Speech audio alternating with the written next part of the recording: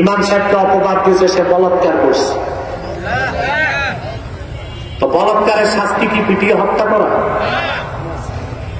Extra judicial killing, বিচার বহির্ভূত হত্যাকে ইসলাম সমর্থন করে না।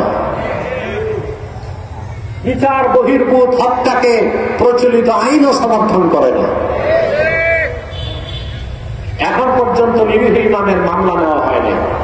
ইমাম তো কবরে। কারা হত্যা করলো রইসুদ্দিনকে? কেন তাদের গ্রেফতার করা হচ্ছে না? কেন মামলা নেওয়া হচ্ছে না? বাংলাদেশে ইমাম সাহেবদের মূল্য নাই। আমি এই ময়দান থেকে সরকারকে বলছি, ইমামকে যারা পিটিয়ে হত্যা করেছে জড়িত প্রত্যেককে গ্রেফতার করে আইনের আওতায় আনতে হবে, নতুবা তার চড়া মূল্য গভর্নমেন্টকে দিতে হবে।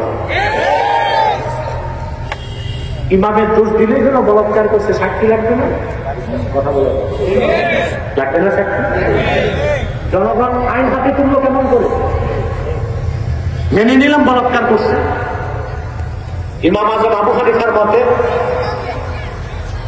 ফাইল মাফউল লাতি, সমকামীকে ইমাম আজমের মতে হত্যা করা যাবে না, তাজির করতে হবে। বিচারক শাস্তি নির্ধারণ করলে সে শাস্তিটাকে পেতে হবে। মৃত্যুদণ্ড দিতে হলে কি মানুষ দিবে না রাষ্ট্র দিবে? এই যে এক্সট্রা জুডিশিয়াল কিলিং, বিচার বহির্ভূত হত্যাকাণ্ড, এটাকে সমর্থন করার সুযোগ।